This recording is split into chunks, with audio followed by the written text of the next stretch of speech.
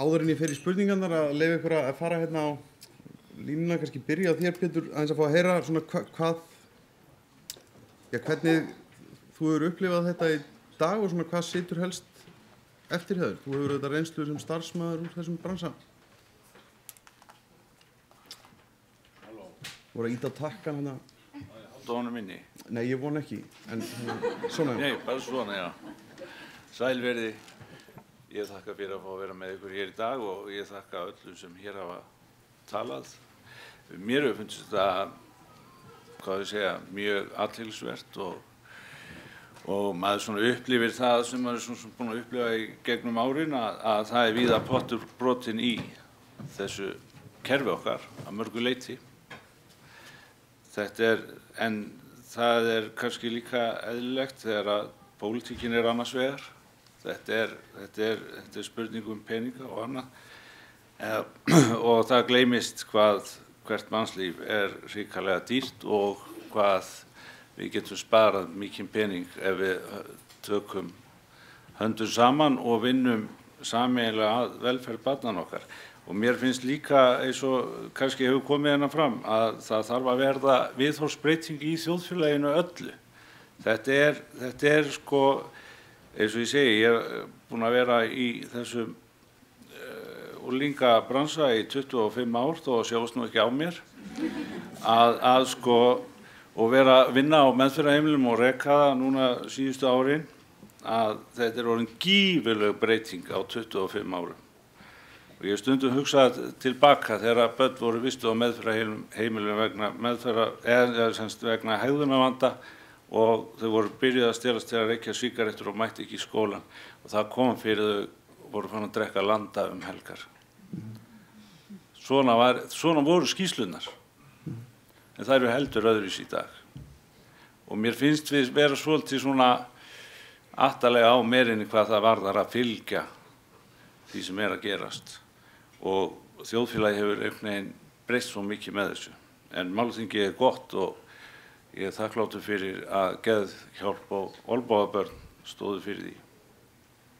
Ég ætla þess að fá þá að því að fengum hérna nokkrar spurningar og ég ætla kannski þá að Stefán að þú kannski eins og Pétur svona segir mér aðeins hvernig þú hefur upplifað þetta en í leiðinni kannski langar mig að koma hérna að einni spurningu sem kom hérna sem snýst það og hún má þá og Guðrún Marinósdóttir svara henni kannski líka og aðrir eða vilja til dæmis Súsanna. Hvað finnst ykkur það ef að ungir fíklar verða dæmdir í vímuefnameðferð, brjótið þeir af sér ítrekað til dæmis og hafnið þeir og ef þeir sem sagt hafni vímuefnameðferðinni þá auðvitað farið þeir í fangelsi til vara. Það eru auðvitað eitthvað svona ákvæði í lögum en það er voða lítið notað. Hvað segirðu þetta Stefán því að þú varst nú lögreglustjóri til dæmis?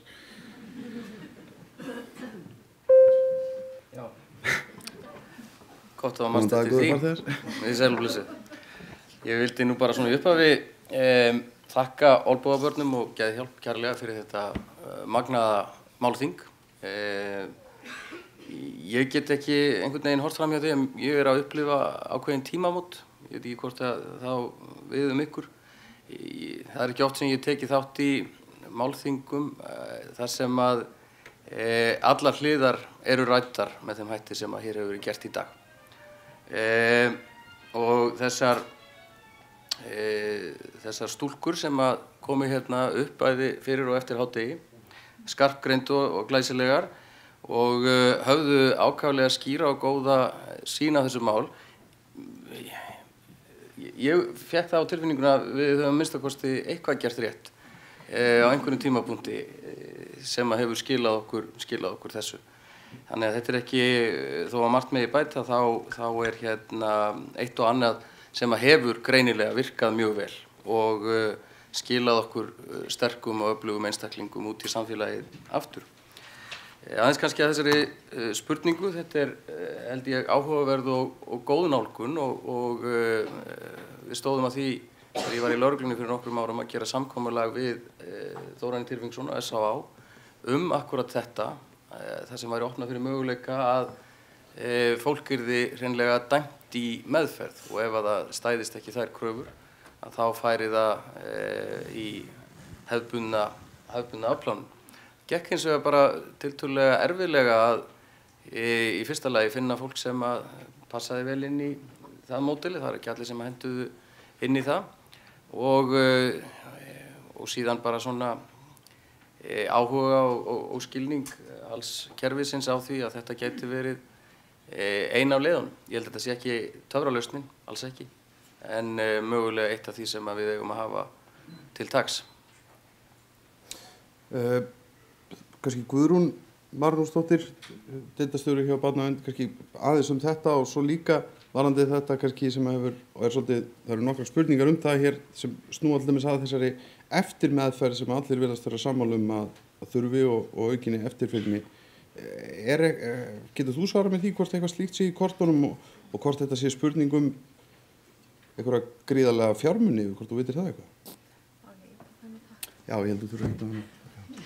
Heyrðu, mér langar fyrst að segja það, líka að þakka fyrir þetta málþing og stelpunum fyrir að koma fram og bara skerpa á því sem að við í barnaverndarstarfinu náttúrulega erum alltaf að tala Þetta var í raun og veru svolítið svona eins og tala út úr okkar hjarta það sem að kom fram hjá þeim því að þetta eru náttúrulega krakkar sem að við erum að vinna með alla daga og kannski skiljum mæta vel svona hvað við myndum vilja sjá fyrir krakkana en í sambandi við að dæma í vímuefnameðferð það náttúrulega þannig að við erum í barnaverndarkerfinu að vinna með börn sem að 18 ára aldri og við höfum vissulega ákveðin tækifæri á því að sko úrskurða í meðferð og barnaverndarnefndin getur úrskurðað krakka í meðferð í alltaf 2 mánuði og síðan þurfum við þá að vísa því til frekari úrskurðar hjá dómstólum. Þannig að það er náttúrulega tækifæri þar til að vinna þannig að málum en hvað varðar eftir meðferða þá náttúrulega sko eins og hefur margoft komið fram áðan og lýsti sér í mismunandi sögum hjá stelpunum að þær töldu upp gríðarlega mikið af úrræðum sem að þær höfðu komið við í og það er svo misjafnt sem að hentar hverjum og einum að það væri svolítið löng saga að fara að tala eftir meðferð svona á vegum sveitarfélagana held ég akkúrat núna sko en það er vissulega eitthvað sem við þurfum að geta tekið við og það hefur verið minnst á MST til dæmis eftir langtímameðferð sem að MST meðferð sem að ég held að sé mjög góð eins og kom fram til þessar valdeflingar foreldra til dæmis og fjölskyldan öll geti staðið saman eftir langa og stranga meðferð þar sem börnin hafa verið tekin að heimilinu. Kjartansson, yfirlæknir fíknigeðdeildar, því það er spurning það einmitt líka, sko, það kom fram á hann að það er engin fíknigeðdeild til eða sérstakt úrræði fyrir börn undir 18 ára innan Landspítalans til dæmis. Er ekki full þörf á því og stendur til að gera það og íta aftur Jú, ég myndi halda að það gerist ekkit voðalega sérstakt við afmæli þegar fólk verður 18 ára. Það er ekki nein ægileg líffræðileg breyting sko og fólki sé allt í orðið 18 ára. Þannig að það er svo sannarlega þörf fyrir einstaklingar sem yngri en 18 ára að fara líka í sérhæfða meðferð og í afeitrun og þá það sem á spítala sem eru læknar að vinna og eru með þetta fólk til meðferð. Þetta er ekki bara eitthvað félagslegt vandamál að afeitra ungling. Þannig að ég held að það er bara mjög brýn þörf og sko á deildinu okkar 33 það er náttúrulega hún er miður fyrir 18 ára eldri. Auðvitað höfum einstakar sinnum, það er enda mjög fá tilfelli seinni árin, haft fólk undir 18 ára aldri og þá með undir handleiðslu líka barna- og unglingageðlækna sem hafa þá sinnt viðkomandi. En þarna er einn misbrestur í kerfinu, einn af mörgum. Nú þá er nefndur opnunartími geðdeilda þarna áðan og vissulega hefur hann minnkað og það er vissir þröskuldar, það er alltaf að tala að því farið þröskuldar því betra og ég veit að það er ekkert auðvelt kannski að koma á slysadeildu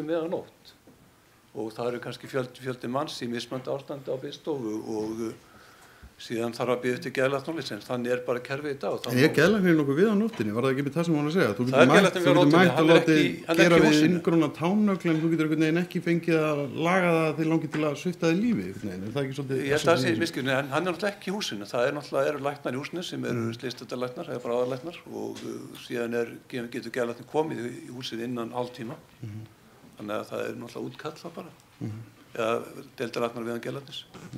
En vissulega þetta ekki eins góð þjónusta og einhver væri bara í húsinu fastur. En þarna skorti bara mannafla og peninga. Súsanna, aðstandendur, það er líka eins og við rættum þá. Er það þín upplifun og til dæmis mömmuðinnar að það skorti líka eitthvað á eftirfylgnina og þessa eftirmeðferð og aðstoð við aðstandendur? Heldur að það sé líka aðkallandi? Persónulega var ég og mamma mjög heppin með hana Kristínu Snorra. Hins vegar veit ég allt of marga aðra sem ekki hafa haft þetta aðgengi. Og mamma fékk upplýsingar minn fíknisjúkdóm. Mamma fékk ekki upplýsingar geðhvörf. Hvernig ætlar að díla við krakka með geðhvörf?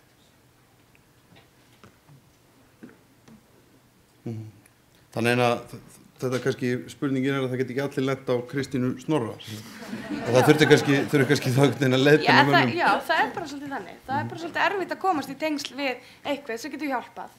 Og það bara mikilvægt að fjölskyldan taki á þessu innan heimilisins líka. Þú veist, og geti aðstoð. Pétur, aðeins með þessa eftirmeðferð, því þú hefur kallað eftir þessu. Já. Hvað heldurðu? Er þetta svona rosalega flókið og kostar þetta svona svakalega mikla peninga svo verður það skilningi allir vera sammála að þetta kannski þurfi? Hvað heldurðu? Ég? Nei, Pétur. Ég. Já, þú mátt líka endilega svona. Nei, ég held að þetta kosti ekki svo mikla peninga, ekki með hvað málum snýst. Og MST er mjög gott kerfi og heldur utanum og sérstaklega með að foreldrum og færni þeirra til að taka og halda utanum eða fá leiðir til þess að halda utanum barnið sitt. En sko stundum bara gengur það ekki vegna þess að það er ekki til foreldrar eða foreldrar eru ekki hæfi til þess þó svo að MST komið til og þá erum við með heimili. Ég hef nú aðalega verið að hugsa mig og mína skjólstæðinga í þessu sambandi sko og ég bara eigin hagsmunaseggur sko vegna þess að ég búinn að horfa á og vera með stelpur kannski í fleiri mánuði og þær hafa náð góðum árangri, bæði jafnvel í skóla og klára framhaldsskóla og jafnvel komist í vinnu og þá þykir mér voðalega sárt að sjá þær fara í burtu til borgar óttans þegar að hafa náð ákveðinni fótfestu fyrir norðan vegna þess að það er það sem að snýst svo mikið hjá unglingum í dag eða þessum stúlkum sem að ég vinn með það eru tengslin, félagatengslin og fyrir ungling eiginlega ekkert mikilvægara en að hafa tengsl við jafnaldra og þegar þau eru ekki til staðar þegar maður kemur heim þá hefur maður ekki, þó maður hafi náð góðum tíma bæði edrú upplifa jákvæða þætti meðferðinu og gengi vel að það er ekkert að hverfa þegar þú kemur heim þó eigir MST sem ætlar aðstoða mamma og pappa við að aðstoða þig þá og jafnvel einhverju leyti aðstoða að koma þér inn í skóla þá það hægara sagt en gert fyrir 16-17 ára krakka jafnvel 15 ára að komast inn í félagsskapin sem það var búið að koma sér út úr og það kannski þetta sem ég langar svona sérstaklega eins og stelpunar í meðferð hjá mér að eldast, það eru orðnar 16-17 og jafnvel á 18 ári og mig langar svona meira að styðja þær lengur og koma þeim þú veist fram að 20 en þetta eins og það segir þegar börnin eru 18 ára þá okkur ekkert skylda ríkinu til þess að sjá þau lengur samt búið að eyða í það stór pening og það félagslega þáttur sem ég aðalega að hugsa í þessu sambandi en kostnaður, jú þetta kostnaður en þetta engi kostnaður með við hvert mannslíf.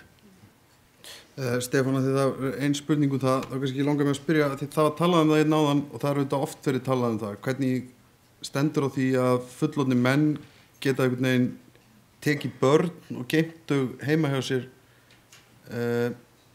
og já, veitt þeim eiturlyf og hvaðina án þess að það virðist vera mikið gert í því. Útskýrðu fyrir mér hvers vegna já, hvað ég segja, menn taka ekki upp hríðskotabyssur þegar svoleiðis gerist. Já, þú ert búin að gleyma því ég er búin að skipta hlutverk en það er ágætt. Já, en ég veit að þú varst náttúrulega í hinu hlutverkinu. Já, sko þetta er auðvitað alvarlegt mál eins og hér kom glöggt fram í erindi fyrr í dag og lögreglan leitaði allra mögulega leiða til þess að rannsaka mál út frá þessum forsendum í þau tilvik sem að uppkomu. En við erum búum við það umhverfi í okkar löggjöf að til þess að ákæra menn fyrir refsiverða háttsemi þá þarf það að vera uppfylltu mjög ströngum skilyrðum og ef að barnið sem í hlut á til dæmis segir ég var þarna bara fúsum og frjálsum vilja og þessi maður hafði ekkert með það að gera nema bara hann skautið með skjólshúsi þá bara skortir möguleika sönnunargögn og tækifæri til þess að fara með málið áfram á grunni hegningarlagana. Þetta var skoðað alloft á síðasta ári til dæmis.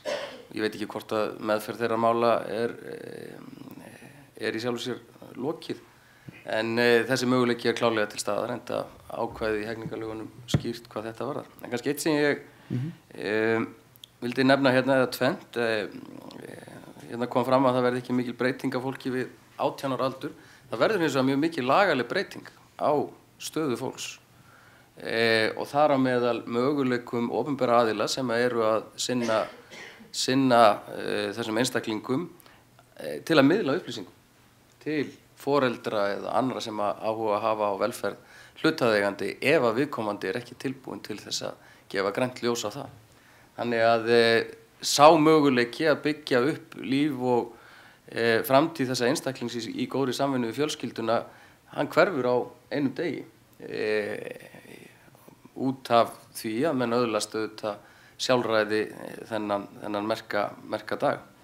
Og annars ég ætlaði kannski að fá að nefna sem að mér fannst aðeins kannski detta út úr þessari umræðu skiljanlega.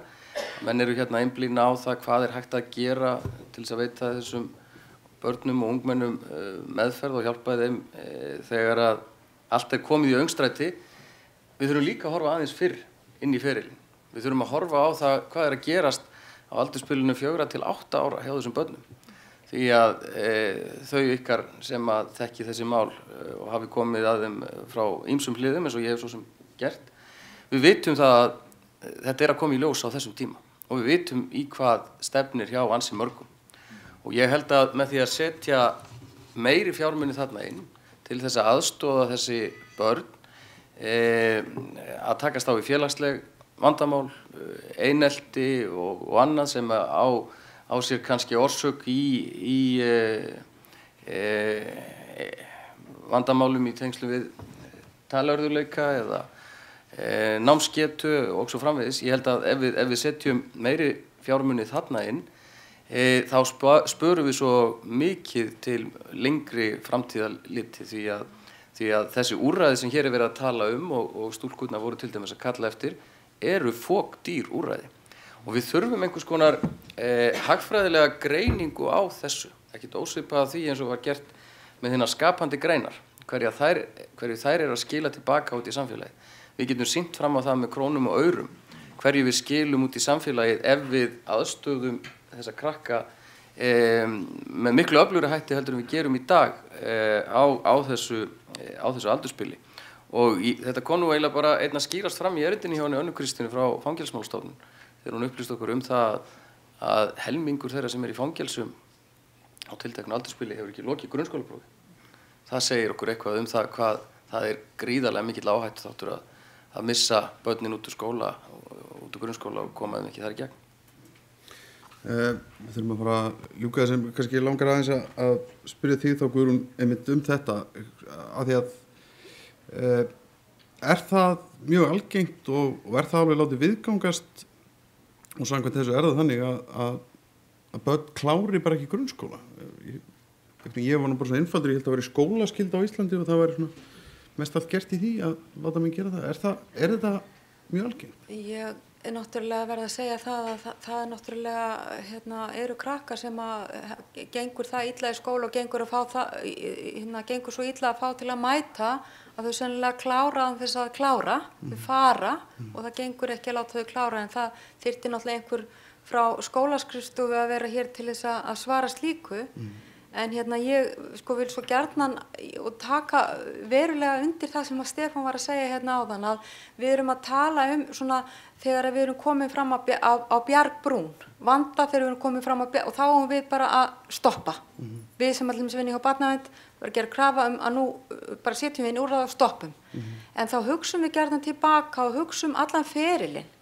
Hvernig hlutirnir eru búin að kannski vera frá því að börnin eru í ungbarnavernd eða í leikskóla og hver var að horfa eftir ákveðnum þáttum og hver var að láta vita og hver var að leita aðstoða fyrir börnin og hvar kom skólinn inn í og allt þetta. Samfélagið, allt hefur ábyrgð, ekki bara barnaverndin. Það er það sem við viljum fá fram líka með svona degi. Kannski spyrja þig að því, Kjartan, að því þú ert geðlæknir, er eitthvað verið að gera nógu mikið í forvörnum og lýðheilsu til dæmis gagnvart börnum og geðsjúkdómum? Það er kannski ekki nógu mikið, en það náttúrulega svona töluvert að gerast, og ég get nefnt sem dæmi bara FMB-teymi sem til nýstofnað á Landspítalanum, sem svona foreldrar að meðganga barn. Það sem svona náttúrulega bara gripið inn í alveg í frumbernsku og náttúrulega í meðgöngunni. Að bæta heilsu foreldranna og þá leið barnsins sem að þau eiga eða kom til með eiga. Þannig að það byrja strax, og síðan náttúrulega skiptir máli þetta að bæta heilsu foreldrarna sem eiga börnin og þar kannski kemur með barnaverndinni líka, en líka það að þá það kannski að bæta fjölskylduvinnu. Þar sem að þessi foreldrar sem við erum að meðhandla, þau eiga börn og þau geta lent í áföllum eða meðal þess að út af veikindum eða neyslu foreldrarna, og þar vantar töluvert upp á. Súsanna og Pétur, ég ætla bara að bjóða ykkur kannski loka orðin, skiptaðum á milli ykkar í þessu pallborði. Svona, hverjar teljið líkurnar á að þetta hafi haft þau áhrif sem að menn vonuðust til dæmis þetta málþingin, að þetta hafi auðvitað margir tekið til máls og sagt að þetta hafi verið svona ykkur viðspyrna, eða er þetta kannski ekki fyrsta skipti sem menn halda málþing og ganga mjög bjartsýnir út? Hvað haldið það? Ég held að mér teka því að það er ekki einn einasti þingmaður sem hefur verið hérna í dag. Er það rangt hjá mér eða? Já, en ég meina hún hélt eina ræðu og svo fór hún að því hún það fara í óundirbúnar fyrirspurnir. En til dæmis það, ég meina, fenguð þér ekki að vita af þessu eða hvað? Vitið þið nokkuð það? Að hverju? Að segir það ekki svolítið að það hefði engin þingmaður verið hérna í dag? Ég trúi því ekki að þeir hafa allir verið í óundirbúnum fyrirspurnum í allan dag. Nei, ég trúi því ekki. Ég var búinn að heyra þetta bæði í útvarpinu og lesa þetta í Morgunum, þannig að þetta hefði ekkert þurft að fara fram hjá þeim. Ég vona að þetta málþing skili einhverju og við höldum baráttunni áfram, eða það sem að kannski mér finnst svona eins og til dæmis á þessu málþingi. Við höfum komið, eða semst ég hef hlustað á fagaðila og hvað ég segja, ráðamenn frá hinum og þessum stofnunum og fagaðila, en mér finnst svona einhvern veginn að og ég hef reynslu að því, við þurfum að fara að tala betur saman, eins og hefur svo ítrekka komið hérna fram. Það er vísað hvern og annan og það er erfitt að ná tengslum inn á milli stofnanana eða milli kerfana. Það er erfitt að vinna saman. Og ég hef fundið fyrir því. Mér finnst svona eins og við séum svona eyjar og breiða fyrir stundum sem er ekki hægt að sigla á milli og full langt að synda. Þetta er alveg merkilegt á þessu litla landi og við erum öll að vinna að einu markmiði og það er að reyna að aðstoða börn með allan þennan fjölþætta vanda. Og mér finnst svona eins og ég segi, að það er allir inn í einhverjum kössum. Og ég vona að þetta málþing veki fólk til umhugsunar og þetta verði einhvern veginn einfaldara viðfangs. Og varðandi eftir meðfinna því ég var spurður áðan, þá veit ég að þetta er svo pólitískt að annars vegar er ég að reka meðferðarheimili sem á höndum ríkisins en öll eftir meðferð og annað sem snýr að börnunum á eiginlega að vera á höndum sveitarfélagana. Þar mjög erfitt, sko, þú veist, þetta snýst allt peninga, sko. Og... Já.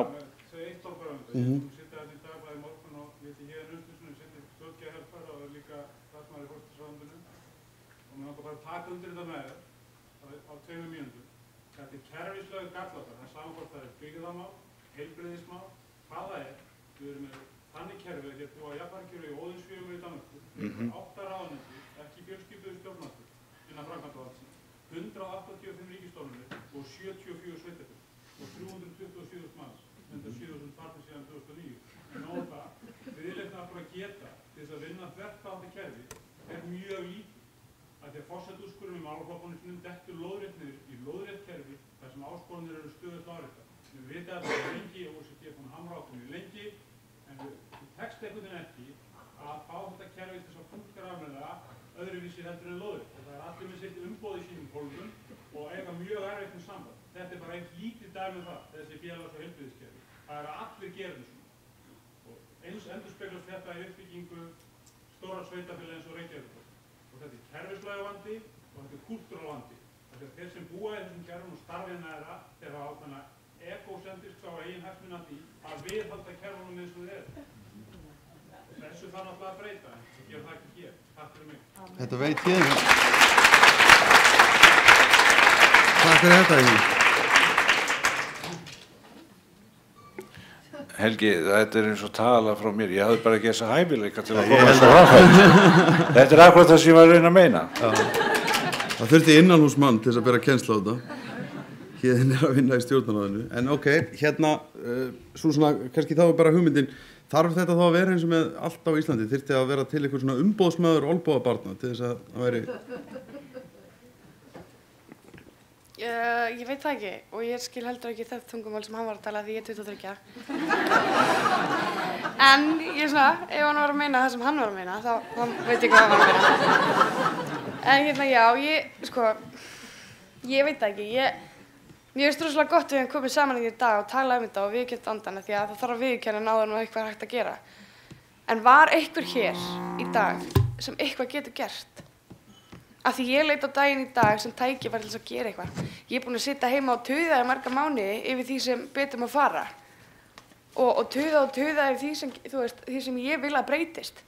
Og svo fékk ég í dag tækifæri til að koma hingað og tala við ráðamenn og gera eitthvað í þessu. En af einhverjum ástæðum að það tel ég ekki líklegt, ekki líklegra en áður, að eitthvað verði gert. Af því að forgangsröðunin er og hefur alltaf verið röng í þessu landi. Og ég veit ekki, ég er mjög þakklát fyrir alls konar starfsfólk innan sveitarfélagana. Starfsfólk barnaverndarnefndar og þetta er gott fólk og þetta er fólk sem vill vel og harðduglegt fólk. En við hvern tölum við? Erum við að fara að tala við starfsmann barnaverndarnefndar til þess að fara að breyta þessu? Hvar fáum við fjármagnið? Við hvern tölum við? Við vitum hvað þarf að gera, en við hvern ætlum við að tala? Hver breytir þessu? Það þýðir ekki að benda bara hvern annan og segja ég veit ekki, ég er bara engin völd og ég er bara, við þurfum að finna út hver ræður og hver getur breytt þessu og tala við þann aðila. Annars er ég mjög fegin að hafa ekki athygli á þessu í dag og ég þakka fyrir mig.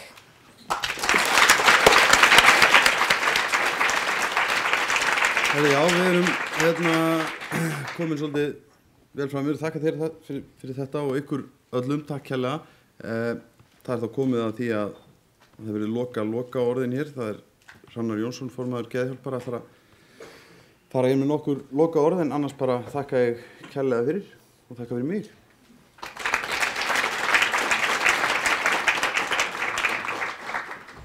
Takk fyrir. Ég ætlaði nú aðeins að þakka fyrir. Ég vildi nú byrja því að þakka Velferðarsjóði barna og Lions-klúbbnum Fjörginn fyrir að styrkja þessa ráðstefnu og auðvitað samstarfi við olnbogabörn sem hefur verið mjög gott og starfsfólk geðhjálpar og sjálfboðaliðar hafa unnið óbúslega gott starf við Anna Gunnhildur, framkvæmdastjórinn okkar, Linda, Allan, Kara, bara virkilega flott og fólkinu sem tók þátt hérna í dag, ég er búin að vera að hlusta og ég held við þurfum að hlusta svolítið vel og þetta ykkur sem komi hérna, takk fyrir komuna, ég held að þetta hafi verið svona svolítið sláandi hjarta í þessum málum hérna í dag og það er óbúslega margt sem hefur komið fram og auðvitað er ég mjög ánægð með að hafa þessar ungu konur sem stígu hérna fram og foreldrana og lýstu sínum upplifun. Auðvitað saknar maður þess kannski að sjá kynbræður mína, karlmenn hér, vegna þess að hér voru konur, ungar konur og mæður þeirra. Og það er eitthvað samfélagslegt í okkar menningu sem við þurfum að skoða og einhver samræði sem karlmenn þurfa að eiga varðandi þessi mál. Það er svona eitt sem ég svona tók eftir og þessar hugmyndir sem þær koma með, þær eru mjög góðar og þyrftu að komast í framkvæmd. Við sendum boð á velferðarnefnd þingsins, það er engin spurning það, við buðum þeim sérstaklega að koma. En við getum ekki neitt fólk til að standa hér. Varðandi hver hefur völd til að breyta, ég held að við höfum svolítið vald til að breyta og það byrjar auðvitað með þessu að tala um þetta. Einhver hérna sem hefur verið einhver áratugi að sinna þessu máli sagði, já það er komið tími til að allir kemur hérna og töluðum hvernig er þetta. Og það vantaði að fólk hefði bara vettvang tækifæri til þess að tjá sig um hvernig er þetta. Annað er það, við erum í svolítið sérstökum kringumstæð núna hérna á Íslandi og í heiminum. Það er ekkert auðvelt að vera manneskja, ekki fyrir neitt. Og það er mjög vinsælt núna að tína út og greina fólk og það er að koma fleiri greiningar. Hérna búið að skjá áðan var DSM-5, það sem sko greiningarnar eru orðnar fleiri en 500. Og þetta með að bjarga því hvað er eðlilegt, að við erum öll að glíma við einhverja mannleg vandamál. Það er sem verða svolítið svona ná mjög slæman stað, en við erum öll að glíma við, ég er svona með ummæli hérna í dag eins og einhver að segja að þetta með að standa sig að vera gallað inntak. Má ég sjá, sko, hverjir hérna hefur ekki einhvern tímann fundist að vera gallað inntak? Má ég sjá hendur? Sum okkar eru kannski svona fullkomin, sko, flest okkar upplifum það að það er erfitt að vera manneski og þessi ár sérstaklega sem eru að stíga inn í svona fullorðinsárin, til dæmis bara ungir karlmennum tvítugt, svo ég tali nú fyrir þeirra hönd, og hafandi verið eitt slíkur sjálfur, að þetta er auðvitað erfiður tími, þetta er óbúslega breytingar og óbúslega verið að stíga stór skref og það er ekki allir kannski tilbúin til að höndla þau. Ég var það ekki. Og ég veit líka annað, ég hef verið ungur, sko, og ég veit alveg að það eru sérstök vandamál og mín kynslóð leysti ákveðin hátt. En þessi kynslóð sem er að fást við heiminn núna er að fást við allt önnur vandamál og hún verður að finna sín svör sjálf. Það getur enginn gert það fyrir hana vegna þess að þessi vandamál eru sérstök. Sko, fyrir 100-200 árum þá var þetta svona svipað milli kynslóða, sko. Það var að kunna sjá sauðféð og hérna mjólka upp og allt þetta, sko. En í dag er þetta orðið allt annað og það sem við ólumst upp við er allt annað og það var einhver að lýsa þessum raunveruleika hérna í dag en til þess að þekkjan þarf að hafa verið í honum. Og það er líka okkar svona í geðhjálp, það sem við erum að viljum berjast fyrir og það sem við sjáum. Nú erum við með í því að það er að fara að móta geðheilbrigðisstefnu á Íslandi í fyrsta sinn og það er mjög góð vinna og þetta hérna plagg ég vil endilega fá það inn í þá vinnu að segja það eru hópar sem eru tala um jaðarhópa, þjónustu, allt þetta. Það er mjög gott að hérna, fá þetta innlegg inn en okkar, það sem við leggjum áherslu á í þessari vinnu er þetta í fyrsta lagi að þessi útrýmt nauðung úr allri þessari vinnu eftir því sem mögulegt er. Að nauðung á ekki vera heima í hérna, í meðferð. Við leggjum upp úr því að það verði til fleiri úrræði, fleiri milliúrræði. Það er dýrt að vera alltaf að fást við vandann þegar hann er komin á það stig að það er ekki hægt að horfa fram hjá honum. En það vita og allir voru að lýsa, allir fagfólk, þeir sem hafa verið í þessum kringumstæðum, foreldrar, allir voru að lýsa þessu sömu tilfinningu vanmátt. Ja? Og við erum öll að finna fyrir þessum sama vanmætti. Í hvaða og við vitum öll að það vantar peninga það vantar meiri peninga inn í þetta.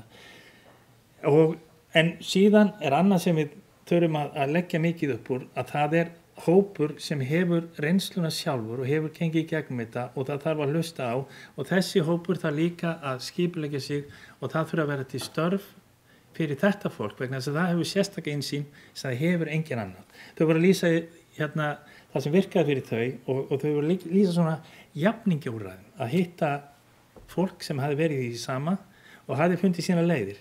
Við mögum heldur ekki gera lítið úr þrautsegi fólks að sumt fólk finnur sína leiðir en það tekur stundum tíma og það tekur stundum margar tilraunir. Að vísu stundum við líka fram við því að voru 5 manneskur sem eru of seint að bara síðustu mánuðum sem við vitum sem við getum ekki heyrt þeirra rödd lengur. Þannig að það er, og eins og konan sem talaði í upphafi, að þetta er verið að tala mjög raunverulega og erfið og sársaukafull vandamál. Og þarna og við höfum ekki verið hrædd heldur sem að tala sársaukan, tala það sem er erfitt. Þetta byrjar allt þar, einhver lendir í einelti, einhver lendir í að geta ekki svarað sínum erfileikum sem er að fást við og síðan þróast það og menn finna sína leiðir sem fara að hella í sig víni eða taka einhver önnur efni, en það er okkar samfélagssamtal sem þarf að eiga sér stað.